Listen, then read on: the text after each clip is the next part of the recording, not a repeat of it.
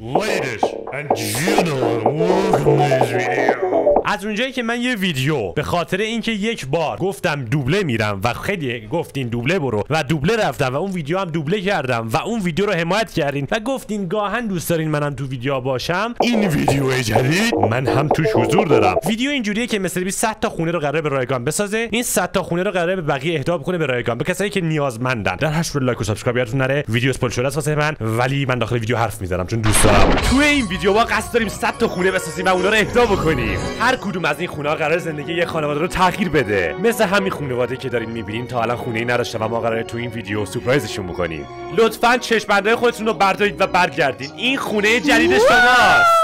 یا خدا. اوه اجازه بدید ریاکشن نداشتم. خانم خیلی خوشحاله. من همیشه دوست داشتم پسرم یه دو طبقه داشته باشه. این یه رو عرض کنم به خدمتتون از 100 تا خونه اولی خونه اهدا شده. از اونجایی که اینا خوشحالن بیا بریم خونه بعدی رو اهدا کنیم. با ساخت تک تک این خونه و اهدای اونا به رایگان به خانواده‌ای که کیفیت زندگی خوبی ندارن، ما کیفیت زندگیشون رو بهبود میبخشیم و برای ساخت این ویدیو قراره میلیون ها دلار صرف بکنیم.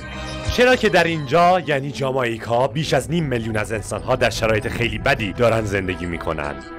مثل این خانواده بعدی که خونهشون اونقدر ناامن و ناپایداره که هر لحظه ممکنه در هم بریزه. خودتون این مکانو ساختی؟ آره. فقط خوده؟ آره، تخت و تمام موادی که آوردم. ولی ما بالای یک کوه هستیم، یعنی همه این وسیله رو خودت به تنهایی آوردی؟ توی روی سرم. سره. واو. اون فردی که اینو دوبله کرده میگه توی سرم، بعد من میگم روی سرت. و اینجا یه باگی بود. ما میدونستیم که یه خونه بعد براشون بسازیم، پس به همین بهانه اونا رو به یک سفر کوتاه فرستادیم که بتونیم با همکارامون یه خونه قشنگ براشون بسازیم.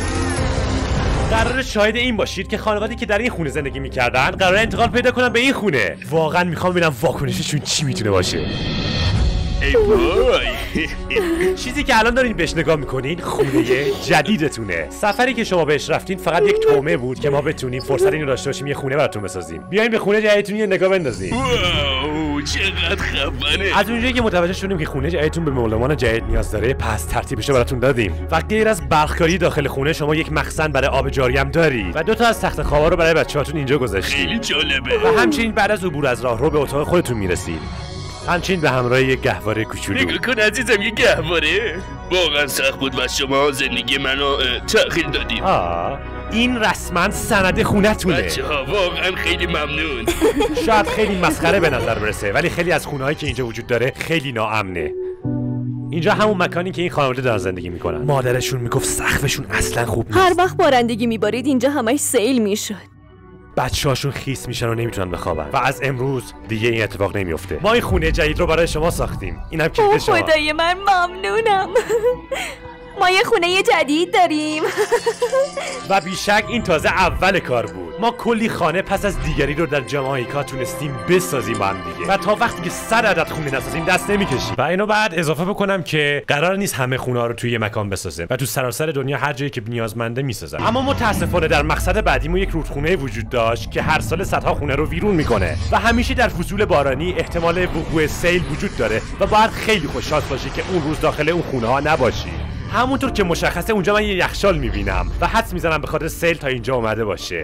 دقیقاً. پس منظورت اینه که اگر دوباره سیل به وجود بیاد اونجا اون خونه و اون خانواده ممکنه ویران بشن. بله درسته. البته نه تا وقتی که من هستم، چرا که اونور کیلومترها دورتر من ردیفی از خونه ها رو واسه اینا ساختم.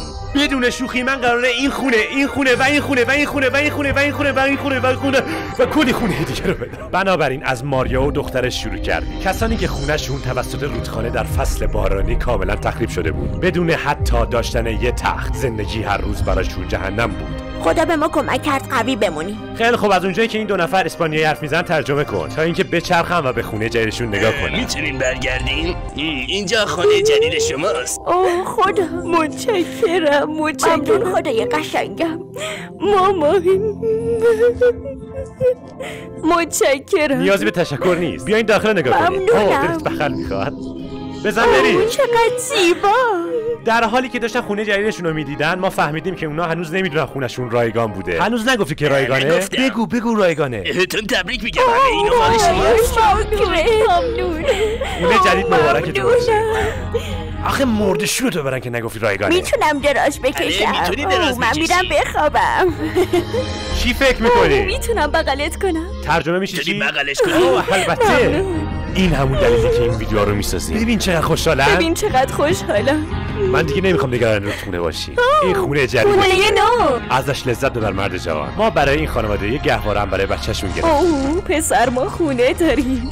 اون ردیف از خونه ها رو میبینی که خانواده جلوشون چشاشون رو بستن. بهتون قول میدم اونا رو ندزدیدم. قرار خونه ها رو همزمان بهشون اعطا کنیم.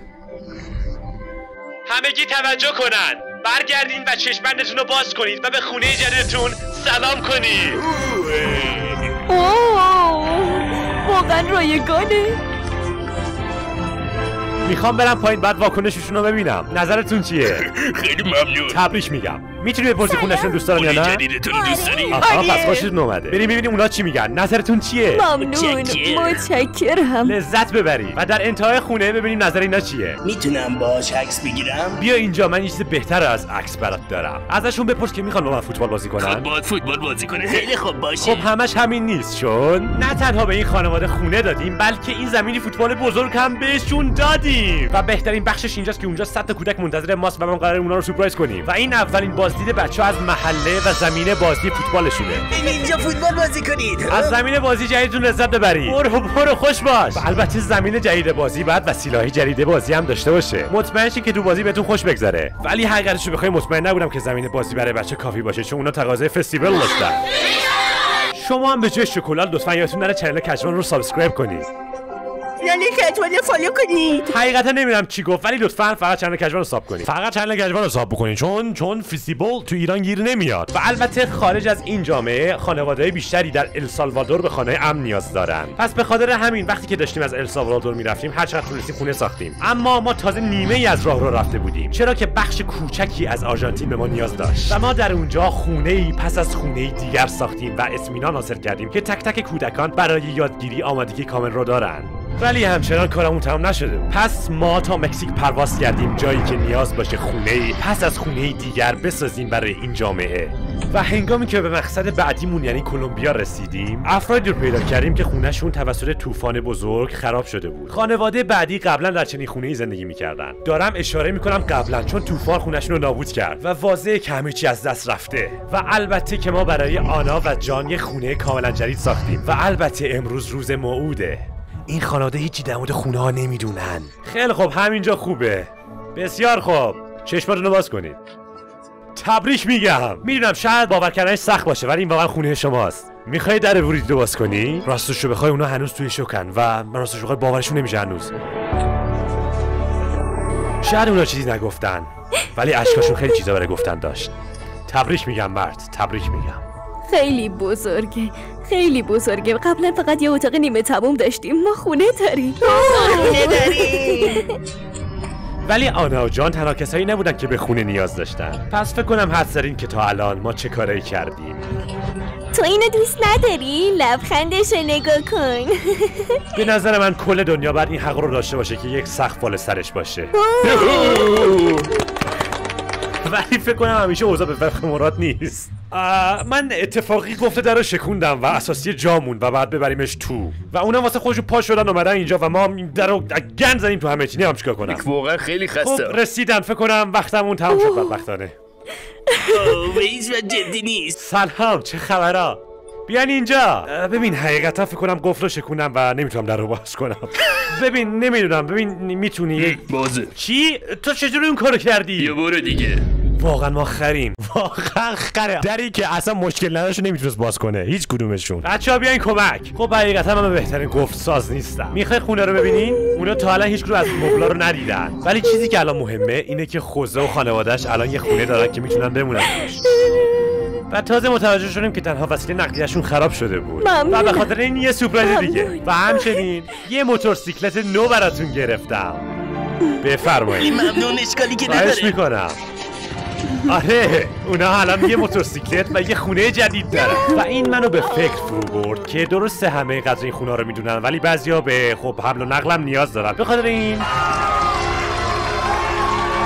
ما برای تک تک بچهای داخل این روستا دوچرخه گرفتیم. ممنون آقای بیت. نیازی به تشکر نیست. ممنون آقای بیت. آقای هیولا تبدیل شد به آقای مگابیت. آقای بیت. بعد از همه خونه هایی که توی کلمبیا ساختیم همچنان یه خونه مونده بود که هنوز تحویل نداده بودیم و بالاخره خونه 106 بنداتون رو بردارین و به خونه جدیدتون نگاه بکنید. تبریک میگم بهتون، واقعا تبریک میگم. برید خونه رو چک بکنید. مرسی از همگی شما که تا اینجا این ویدیو رو نگاه کردین و مرسی بابت حمایتتون. یادتون نره که حتما کانال کجوان رو سابسکرایب بکنید که بتونیم ویدیوهای بهتری رو دوبله بکنیم. واقعا ویدیو خفنی بود. یه خورده ویدیوش احساسی طور بود که به نظرم خیلی باحال بود. جدیدترین ویدیو مستر بیست بود که حالا رفتیم. لایک و سابسکرایب یادتون نره. تا ویدیو بعدی خدا نگهدار.